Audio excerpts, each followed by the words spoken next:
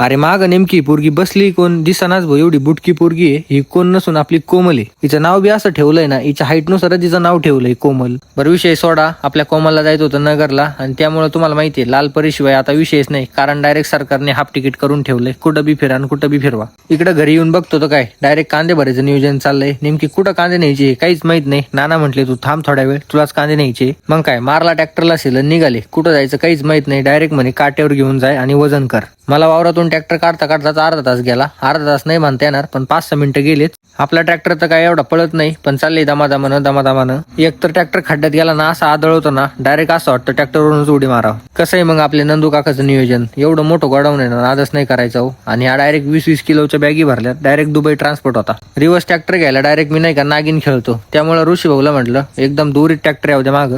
कस काय कांदा मग अशा दिवसभरात जवळपास 7-8 ट्रिपा व्हायच्या होत्या. म्हटलं आपल्याला काही जमणार नाही, मला डायरेक्ट ऑफिसला जायचंय. काकाला म्हटलं आज दिवसभरात अख्खं गोडाऊन फुल होणार आहे, पण काका काय हटत नाही भाऊ. काका म्हणे दुसरं पण गोडाऊन आहे आपल्याकडं. घरी आल्यानंतर फ्रेश झालो. इकडे लगेच डॉक्टर दिसले. डॉक्टर मला दिसल्यानंतर डायरेक्ट गाडीवरून उतरले. ते म्हणे कशाला घेतो मला त्या ब्लॉग मध्ये, मला फेमसच नाही व्हायचं म्हणे भाऊ. सौरभ डॉक्टर मनातल्या मनात आपल्याला काही शिव्या देत असन, पण काय आता गपचूप ऐकून घ्यायचे. हे गायांची काय तपासणी करत होते त्यांनाच माहिती, आपल्या काय डोक्यातच शिराना. डॉक्टरांना म्हटलं मी चाललो ऑफिसला. डॉक्टर पण म्हणत होते नेमकी काम काय करतो तू, तुम्हाला पण जाणून घ्यायचं असेल तर माझ्या बायोमध्ये माझा नंबर आहे, मला लगेच व्हॉट्सअपला मेसेज करा.